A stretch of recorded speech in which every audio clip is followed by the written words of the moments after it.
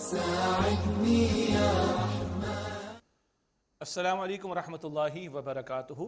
ناظرین خوش آمدید کہتے ہیں آپ کو کیو ٹی وی کی لائیو نشریات اور ماہ رمضان کا خصوصی پروگرام دورہ ترجمہ قرآن قرآن حکیم کے 15ویں پارے کا مطالعہ جاری ہے۔ سورہ بنی اسرائیل کی آیت نمبر 71 سے مطالعہ شروع کر رہے ہیں انشاءاللہ۔ اعوذ باللہ من الشیطان الرجیم، بسم اللہ الرحمن الرحیم۔ یوم ندعو کل اناس بامامہم، جس دن ہم تمام لوگوں کو بلائیں گے ان کے پیشواؤں کے ساتھ، لیڈرز آگے فالوورز پیچھے، بڑے آگے ہوں گے چھوٹے پیچھے ہوں گے۔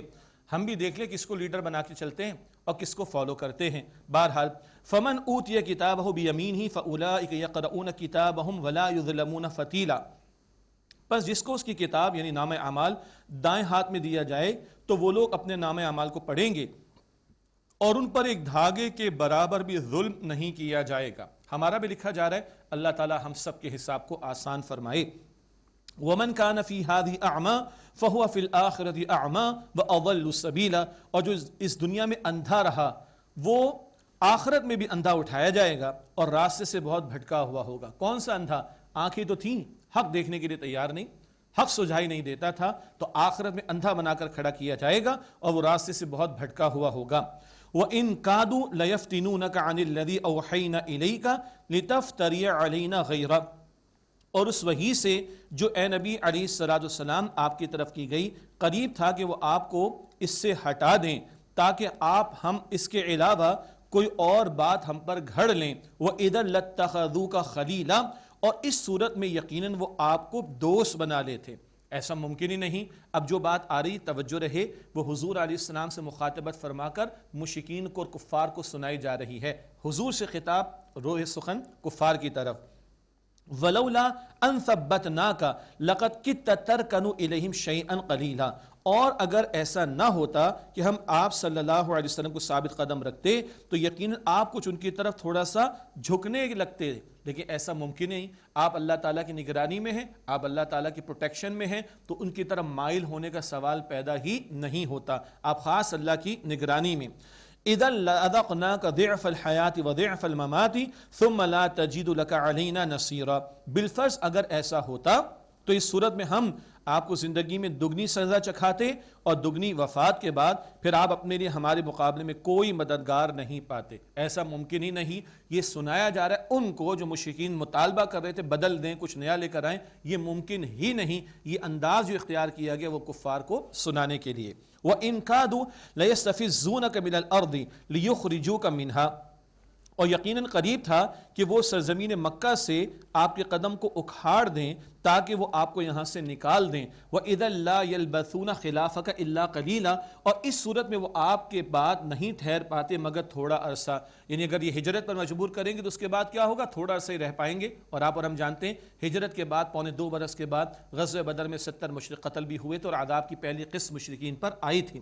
سنت من قد ارسلنا قبلک من رسلنا ولا تجید لسنتنا تحویلا، آپ سے پہلے جو رسول ہم نے بھیجے یہی سنت یعنی طریقہ چلا آیا ہے اور آپ ہماری سنت میں کوئی تبدیلی نہیں پائیں گے۔ سنت اس معنی میں قانون کے معنی میں، طریقے کے معنی میں، عام طور پر سنت رسول کو کہتے ہیں صلی اللہ علیہ وسلم، یا لغوی مفہوم میں اللہ کی سنت، اللہ کا قانون، اللہ کا طریقہ، اس میں آپ کوئی تبدیلی نہیں پائیں گے۔ اقیم الصلاۃ لدلوک الشمس الی غسق اللیل وقرآن الفجر، سورج کے ڈھلنے سے رات کے اندھیرے تک نماز قائم کیجئے، اور وقرآن الفجر، فجر کا قرآن، مراد فجر کی نماز میں تلاوت قرآن کی طرف اشارہ۔ ان قرآن الفجر کان مشہودا، بے شک فجر کا قرآن وہ مشہود ہے، مراد حاضر کیا گیا ہے۔ اور اس کی تشریح کیا ہے کہ فرشتے اس وقت حاضر ہوتے ہیں، دن کے فرشتے جا رہے ہوتے اور رات کے فرشتے جا رہے ہوتے اور دن کے فرشتے آ رہے ہوتے، بڑا مبارک وقت ہوتا ہے۔ تو سورج کے ڈھلنے سے رات تک یہ 5 وقتہ نمازوں میں سے 4 نمازوں کا ذکر ہے، اور قرآن فجر جو کہا گیا، قرآن الفجر، یہ فجر کی نماز کے لیے یہ 5 وقتہ نمازوں کا ذکر۔ اور فجر کا قرآن خاص وجہ کیا ہے کہ فجر کی تلاوت سب سے زیادہ طویل فرماتے تھے نبی اکرم صلی اللہ علیہ وسلم، اور یہ بڑا مشہود وقت ہے، حاضر کیا گیا وقت ہے، مقبول وقت ہے کہ فرشتوں کا یہاں پر اجتماع ہوتا ہے، رات والے جا رہے اور دن والے آ رہے، بڑا مبارک وقت ہوا کرتا ہے۔ اللہ تعالیٰ ساری زندگی ہمیں تمام نمازوں بالخصوص فجر کی نماز کی بھی پابندی کی توفیق عطا فرمائے۔ وَمِنَ اللَّيْلِ فَتَهَجَّدْ بِهِ، اور رات کا کچھ حصہ قرآن حکیم کی تلاوت کے ساتھ بیدار رہیے تلاوت قرآن یہ قیام اللیل کی طرف اشارہ، رات میں تلاوت قرآن، قیام اللیل، تہجد کی نماز میں، یہ پورا سال نبی علیہ السلام کا معمول رہا۔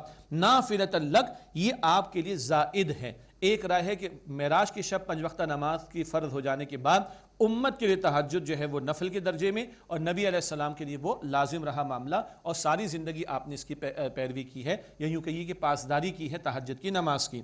فرمایا نافلۃ لک یہ آپ کے لیے زائد ہے، عسیٰ ان یبعثک ربک مقام محمودا، قریب ہے کہ آپ کا رب آپ کو مقام محمود میں کھڑا کرے۔ مقام محمود کیا ہے؟ وہ عظیم ترین مقام جہاں مقام شفاعت حضور کو عطا ہوگا صلی اللہ علیہ وسلم، شفاعت کبریٰ کا حق حضور کو عطا ہوگا صلی اللہ علیہ وسلم، اور تہجد کے بیان کے بعد یہ مقام محمود کا ذکر ہے۔ اسی لیے اہل علم نے لکھا نماز تہجد یہ رات کا قیام یہ بندے کے درجات کو بلند کرنے کا بہت بڑا ذریعہ، اور احادیث مبارکہ بھی واضح ہیں، فرض کے بعد، فرض نماز کے بعد جو عمل بندے کا درجہ اللہ کی نگاہوں میں بلند کرتا ہے وہ رات کا قیام تہجد۔ ماہ رمضان میں تو آسانی ہے، سحری کے لیے بیدار ہوتے کچھ رکعتیں تہجد کی نیت سے بھی ادا کر لیں، اللہ تعالیٰ مجھے اور آپ کو ماہ رمضان میں بھی اور اس کے علاوہ بھی نماز تہجد کی توفیق عطا فرمائے، اور کوشش کریں جو تہجد کی فکر کرے گا اس کی فجر تو پکی ہو ہی جائے گی انشاءاللہ۔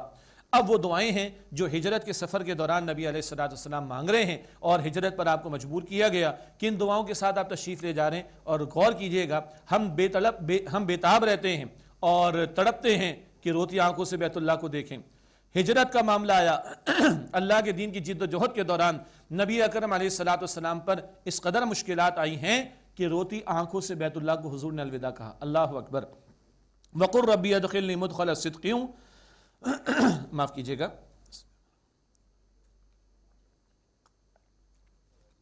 ارشاد ہوا وَقُلْ رَبِّ ادْخِلْنِی مُدْخَلَ صِدْقٍ، اور آپ یوں کہیے اے میرے رب مجھے سچائی کے ساتھ داخل فرما، وَأَخْرِجْنِی مُخْرَجَ صِدْقٍ، اور مجھے سچائی کے ساتھ نکال، وَاجْعَل لِّی مِن لَّدُنْکَ سُلْطَانًا نَصِیرًا، اور اپنی جناب سے میرے لیے عطا فرما ایسا غلبہ جو مدد دینے والا ہو۔ یہ نکلنا بھی اللہ کی خاطر ہے، اے اللہ سچائی کے ساتھ نکال، یہ داخل ہونا بھی اللہ کی خاطر ہے، ہجرت مدینہ سچائی کے ساتھ مقصد کے ساتھ داخل فرما، اور اے اللہ غلبہ عطا فرما جس سے مدد حاصل ہو۔ غلبہ کس لیے؟ اللہ کے دین کے رفاظ کے لیے، اللہ کے رسول نے قوت مانگی اللہ تعالیٰ سے، غلبہ مانگا ہے، اور اللہ کی نصرت کی التجا کی ہے، اور یہ غلبہ کس لیے؟ تاکہ اللہ کی زمین پر اللہ تعالیٰ کے احکامات کا نفاذ ہو سکے۔ وَقُلْ جَاءَ الْحَقُّ وَزَهَقَ الْبَاطِلُ، اور فرما دیجئے حق آ گیا اور باطل مٹ گیا، اِنَّ الْبَاطِلَ كَانَ زَهُوقًا، بے شک باطل ہے ہی مٹ جانے والا، نابود ہو جانے والا۔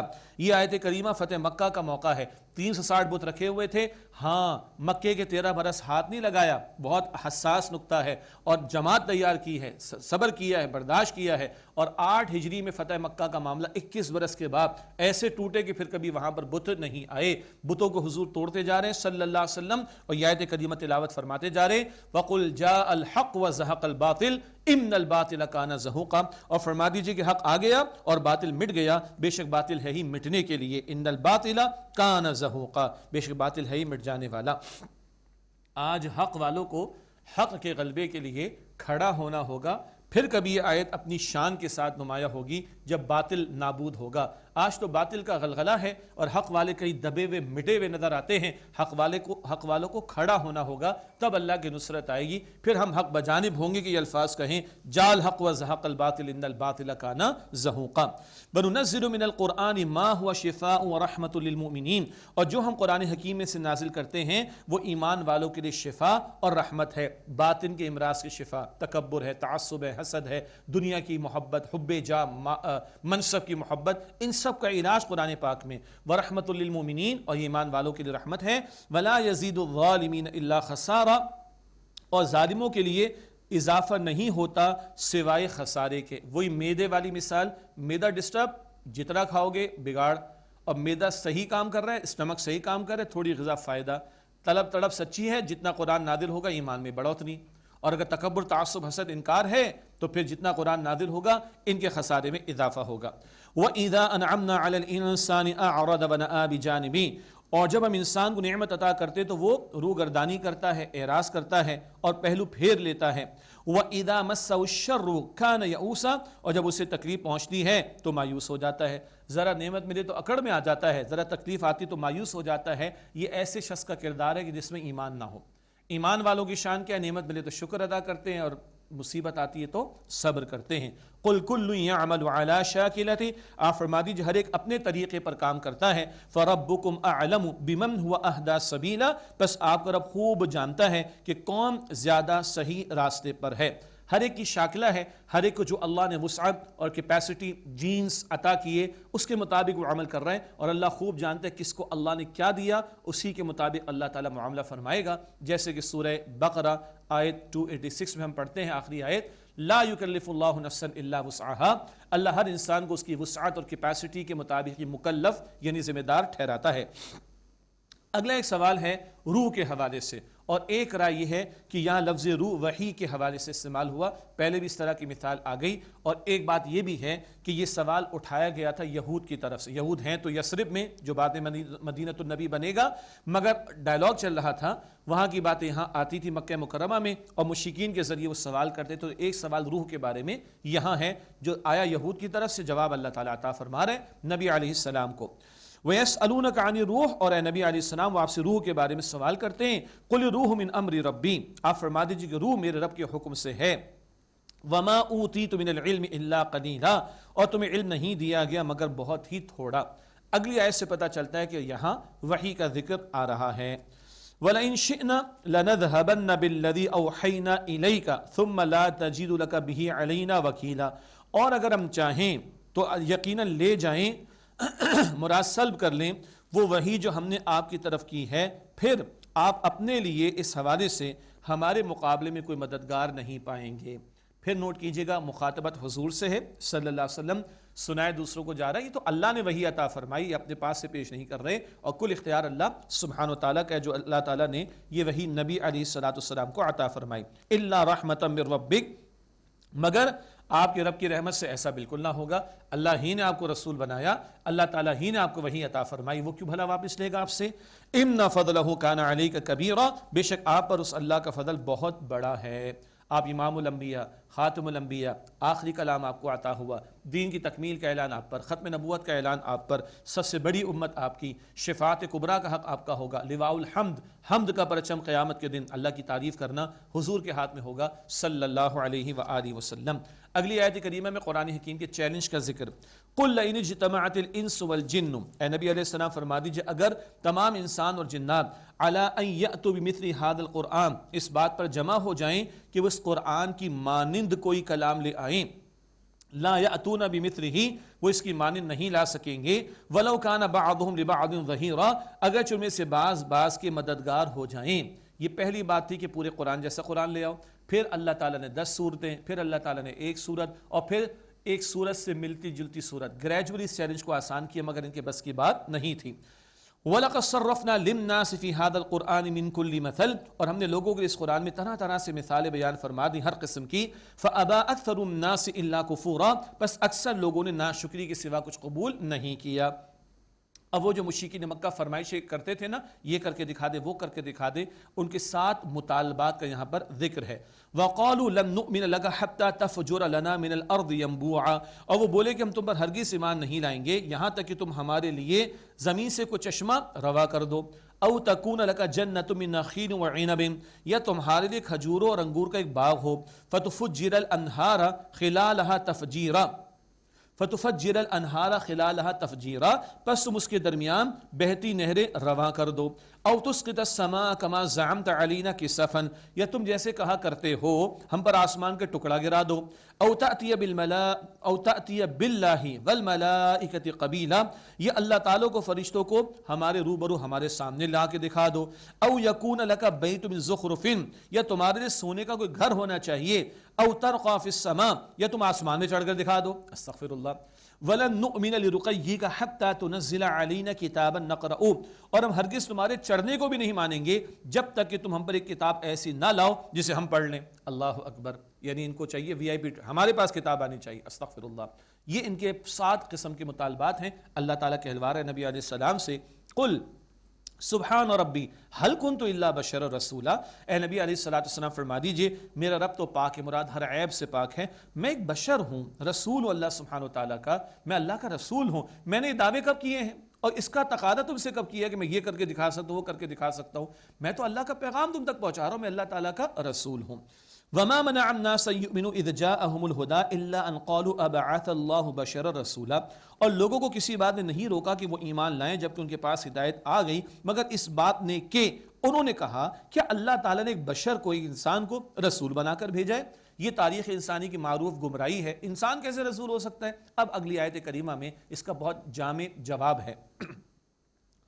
قُلْ لَوْ كَانَ فِي الْأَرْضِ مَلَائِكَةٌ يَمْشُونَ مُطْمَئِنِّينَ لَنَزَّلْنَا عَلَيْهِم مِّنَ السَّمَاءِ مَلَكًا رَّسُولًا، آپ فرما دیجئے اگر زمین میں فرشتے چلتے پھرتے ہوتے، اطمینان سے رہنے والے ہوتے، ہم ضرور ان پر آسمانوں سے فرشتے رسول بنا کر اتارتے۔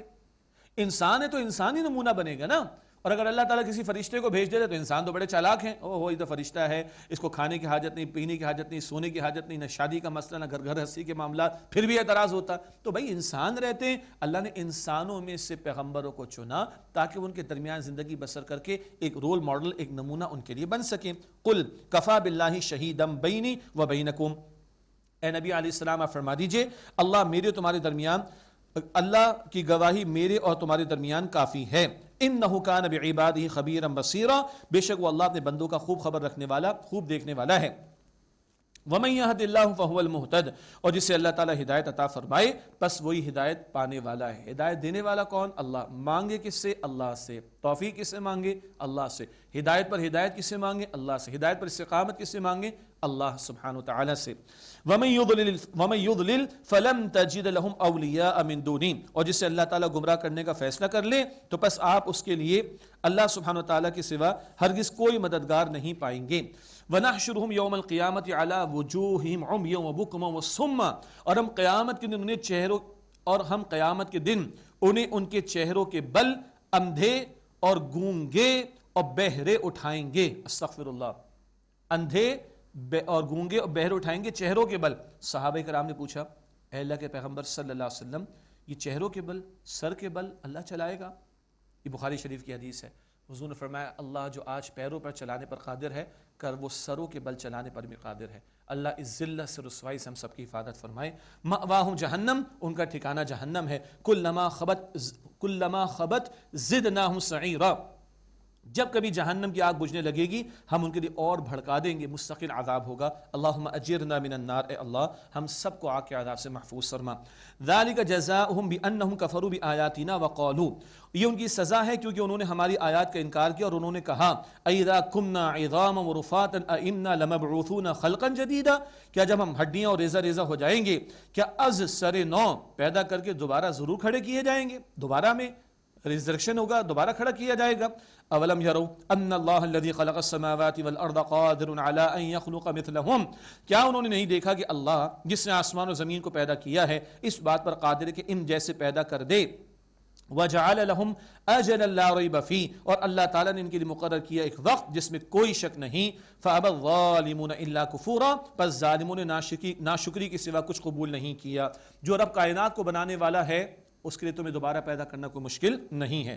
قُل لَوْ أَنْتُمْ تَمْلِكُونَ خَزَائِنَ رَحْمَةِ رَبِّي إِذًا لَأَمْسَكْتُمْ خَشْيَةَ الْإِنفَاقِ، آپ فرما دیجئے اگر تم مالک ہوتے میرے رب کی رحمت کے خزانوں کے تو تم خرچ ہو جانے کے ڈر سے ضرور بند رکھتے۔ یہ مشرکین کی بخیلی کی طرف اشارہ، ان کے تکبر اور بخل کی طرف اشارہ، رحمت نبوت کی طرف اشارہ۔ اللہ جس کو چاہے عطا فرمائے، تمہیں ملتی، پتہ نہیں تم کس قدر بخل کا معاملہ کرتے۔ اللہ اپنی مشیت کے مطابق جس کو چاہتا اپنی رحمت سے نوازتا ہے۔ وَكَانَ الْإِنسَانُ قَتُورًا، اور انسان بہت تنگ دل ہے، یعنی نافرمان انسان کی بات ہو رہی ہے۔ ایمان سے محروم ہو، دنیا پرستی میں مبتلا ہو تو دل بڑا تنگ ہوتا ہے۔ راہ خدا میں خرچ کرنا، خیر کے کاموں میں خرچ کرنا جان جاتی ہے، شیطانی کاموں میں خرچ کرنے کے لیے آگے سے آگے بڑھ کر کام کر رہے ہوتے ہیں۔ اللہ تعالیٰ ناشکری سے ہم سب کی حفاظت فرمائے اور بخل سے ہم سب کی حفاظت فرمائے۔ اگلا اور آخری رکوع ہے سورہ بنی اسرائیل کا۔ بنی اسرائیل کا ذکر آ رہا ہے، سورت کا نام بھی بنی اسرائیل، شروع میں بنی اسرائیل کا ذکر، آخر میں بنی اسرائیل کا ذکر، اور ہجرت کا ذکر آ گیا۔ ہجرت مدینہ کا معاملہ ہوگا اور یثرب مدینہ شریف بنے گا، مدینہ النبی بنے گا صلی اللہ علیہ وسلم۔ یہود سے مکالمہ ہوگا، اس تعلق سے بھی کلام ہے۔ وَلَقَدْ آتَيْنَا مُوسَىٰ 9 آیَاتٍ بَيِّنَاتٍ، اور یقیناً ہم نے موسیٰ علیہ السلام کو 9 کھلی نشانیاں عطا فرمائیں۔ کچھ یاد آیا؟ سورہ اعراف آیت 130 133، 7 وہ تھی نشانیاں جو مختلف کیفیات تھیں عذاب کی، اور ایک عصا اور ایک چمکتا ہوا ہاتھ، یہ کل 9۔ وَلَقَدْ آتَيْنَا مُوسَىٰ 9 آیَاتٍ بَيِّنَاتٍ، اور یقیناً ہم نے موسیٰ علیہ السلام کو 9 کھلی نشانی عطا فرمائی. فاسأل بنی اسرائیل اذ جاءہم، پس بنی اسرائیل سے پوچھ لیجئے جب وہ موسیٰ علیہ السلام ان کے پاس آئے. فقال لہ فرعون انی لأظنک یا موسیٰ مسحورا، تو فرعون نے ان سے کہا کہ بے شک میں گمان کرتا ہوں موسیٰ تم پر جادو کر دیا گیا ہے، معاذ اللہ. قال لقد علمت ما انزل هؤلاء الا رب السماوات والارض بصائر، موسیٰ علیہ السلام نے فرمایا یقیناً تو جان چکا ہے اس کو نازل نہیں کیا مگر آسمانوں اور زمین کے رب نے بصیرت کی باتیں بنا کر، واضح نشانیاں موضحات ہیں. وَإِنِّي لَأَظُنُّكَ يَا فِرْعَوْنُ مَثْبُورًا، اور اے فرعون بے شک میں تجھے گمان کرتا ہوں کہ تو ہلاک شدہ ہے. یہ ہے ترکی بترکی اس مقام پر تو جواب دیا. اس نے کہا تم جادو زدہ ہو، اور موسیٰ علیہ السلام فرماتے میں تو یقین رکھتا ہوں کہ تو جو ہے وہ ہلاک شدہ ہے. اس کے بعد ذکر آ رہا ہے فَأَرَادَ أَن يَسْتَفِزَّهُ مِنَ الْأَرْضِ فَأَغْرَقْنَاهُ وَمَن مَّعَهُ جَمِيعًا، اس نے ارادہ کیا کہ انہیں زمین مصر سے نکال دے تو ہم نے اسے یعنی فرعون کو اور جو اس کے ساتھ تھے سب کو غرق کر دیا. تفصیل پہلے بھی آئی ہے، آئندہ بھی آئے گی انشاءاللہ. وَقُلْنَا مِن بَعْدِهِ لِبَنِي إِسْرَائِيلَ اسْكُنُوا الْأَرْضَ، اور ہم نے کہا اس کے بعد بنی اسرائیل کو تم اس زمین میں رہو. فَإِذَا جَاءَ وَعْدُ الْآخِرَةِ جِئْنَا بِكُمْ لَفِيفًا، پھر جب آخرت کا وعدہ آئے گا تو ہم تم سب کو جمع کر کے سمیٹ کر کے لے آئیں گے. اس میں 2 تعبیرات کی گئی ہیں، ایک دنیا میں رہے، آخرت میں اللہ تعالیٰ جمع فرما دے گا. 2 وہ ہے قیامت سے پہلے بنی اسرائیل کا جمع ہونا. اور ڈائسپورا ہوا تھا 70 عیسوی، ٹائٹس رومی کا ذکر آیا تھا سورہ بنی اسرائیل کے شروع میں. جب دوسرا زوال ان کا آیا، دنیا میں تتر بتر، بالفور ڈکلریشن، مسیحیت کے ماننے والوں کے آشیرواد ملی، اسرائیل بن گیا. مئی 1948 میں ساری دنیا سے یہودی اکٹھا ہو رہا ہے. یہ سارا گند ایک جگہ جمع ہونا ہے. اس سے پہلے مسلمانوں پر مصائب ہیں، but at the end of the day ان کا لیڈر نکلے گا دجال، اور اس کے قتل کرنے کے لیے اللہ تعالیٰ بھیجے گا عیسیٰ علیہ السلام کو. یہ سارے ایک جگہ جمع ہو کے یہ سارا گند پاک مسیحیت کے ماننے والے اسلام قبول کر لیں گے. یہ منظرنامہ احادیث مبارکہ میں آتا ہے. تو ایک آخرت میں جمع ہونا اور ایک ان کا دنیا میں جمع ہونا بھی ابھی باقی ہے. واللہ اعلم. یہ 2 تعبیرات کی گئی ہیں. وَبِالْحَقِّ أَنزَلْنَاهُ وَبِالْحَقِّ نَزَلَ، اور ہم نے قرآن حکیم کو حق کے ساتھ نازل کیا اور یہ حق ہی کے ساتھ نازل ہوا ہے. اللہ اکبر، بڑا زور ہے اس کلام میں اس مقام پر. وَمَا أَرْسَلْنَاكَ إِلَّا مُبَشِّرًا وَنَذِيرًا، اور اے نبی علیہ السلام ہم نے آپ کو مبشر بشارت دینے والا اور نذیر ڈرانے والا بنا کر بھیجا ہے. وَقُرْآنًا فَرَقْنَاهُ لِتَقْرَأَهُ عَلَى النَّاسِ عَلَى مُكْثٍ وَنَزَّلْنَاهُ تَنزِيلًا، اور قرآن کو ہم نے تھوڑا تھوڑا کر کے تدریجاً نازل کیا تاکہ آپ لوگوں پر ٹھہر ٹھہر کر اس کو پڑھیں. وَنَزَّلْنَاهُ تَنزِيلًا، اور اس کو ہم نے آہستہ آہستہ بتدریج نازل کیا. اللہ نے آہستہ نازل کیا، آپ آہستہ آہستہ تلاوت کریں. ہم مسلمانوں کو بھی تعلیم ہے وَرَتِّلِ الْقُرْآنَ تَرْتِيلًا، ٹھہر ٹھہر کر ترتیل سے قرآن کی تلاوت کرو. قُلْ آمِنُوا بِهِ أَوْ لَا تُؤْمِنُوا، آپ فرما دیجیے تم اس پر ایمان لاؤ یا نہ لاؤ. ان الذين اوتوا العلم من قبله اذا يتلى عليهم يخرون للاذقان سجدا، بے شک جنہیں اس سے قبل علم عطا کیا گیا ہے جب وہ ان کے سامنے پڑھا جاتا ہے تو وہ سجدہ کرتے ہوئے ٹھوڑیوں کے بل گر پڑتے ہیں. وَيَقُولُونَ سُبْحَانَ رَبِّنَا إِن كَانَ وَعْدُ رَبِّنَا لَمَفْعُولًا، اور وہ کہتے ہیں کہ ہمارا رب پاک ہے، بے شک ہمارے رب کا وعدہ ضرور پورا ہو کر رہنے والا ہے. وَيَخِرُّونَ لِلْأَذْقَانِ يَبْكُونَ وَيَزِيدُهُمْ خُشُوعًا، اور وہ روتے ہوئے ٹھوڑیوں کے بل گر پڑتے ہیں اور یہ قرآن ان میں عاجزی اور زیادہ کرتا ہے. یہ آیت سجدہ ہم بھی ادا کریں گے، سجدہ پروگرام کے بعد آپ بھی ادا کر لیجئے گا. یہ اہل کتاب میں سے نیک لوگ جو نبی علیہ السلام پر ایمان لائے ان میں قرآن کتنی عاجزی پیدا کرتا ہے اس کا ذکر آیا. قُلِ ادْعُوا اللَّهَ أَوِ ادْعُوا الرَّحْمَٰنَ، آپ اللہ کہہ کر پکاریے یا رحمان کہہ کر پکاریے. اَيَّمَّا تَدْعُوا فَلَهُ الْأَسْمَاءُ الْحُسْنَى، جو کچھ بھی تم پکارو گے جس نام سے تو تمام اچھے نام اللہ سبحانہ و تعالیٰ کے لیے. مشرکین اعتراض کرتے کبھی اللہ کہتے ہو کبھی رحمان، بھئی یہ سب نام ایک ہی اللہ سبحانہ و تعالیٰ کے ہیں. وَلَا تَجْهَرْ بِصَلَاتِكَ وَلَا تُخَافِتْ بِهَا، اور نماز میں اپنی آواز کو نہ بہت بلند کرو اور نہ اس میں بالکل پست کر دو. وَابْتَغِ بَيْنَ ذَلِكَ سَبِيلًا، بلکہ اس کے درمیان اعتدال کا راستہ اختیار کرو. مسلمان نماز ادا کرتے، مشرکین مذاق اڑاتے. فرمایا جا رہا ہے نہ بہت بلند آواز کو رکھا جائے نہ بہت دھیما، درمیانی راہ اختیار کی جائے نماز کے دوران میں آواز کے اعتبار سے. آخری آیت کریمہ توحید باری تعالیٰ کا بہت بڑا خزانہ.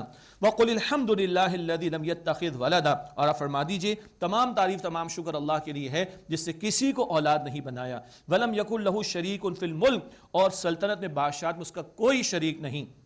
وَلَمْ يَكُنْ لَهُ وَلِيٌّ مِّنَ الذُّلِّ، اور کسی ناتوانی یا کمزوری کے سبب اس کا کوئی دوست نہیں. اللہ ایمان والوں کا دوست ہے، مگر اللہ کو کسی ناتوانی کمزوری کا معاملہ نہیں کہ دوستی اختیار کرنا پڑے. وَكَبِّرْهُ تَكْبِيرًا، اور اس کی خوب بڑائی بیان کرو. ایک ترجمہ، اور اس کی بڑائی کا بول بالا کرو. تکبیر کا تقاضا ہے اللہ کی بڑائی کو نافذ کرنے کی کوشش کرنا. اللہ تعالی ہمیں اس کی توفیق عطا فرمائے. ناظرین کرام ایک وقفہ لیتے ہیں، اس کے بعد انشاءاللہ سلسلہ جاری رہے گا دورہ ترجمہ قرآن کا، اور وقفے کے بعد بہت اہم سورہ ہے سورہ کہف کا مطالعہ شروع کریں گے. ملاقات ہوتی ہے ایک وقفے کے بعد. السلام علیکم ورحمۃ اللہ وبرکاتہ.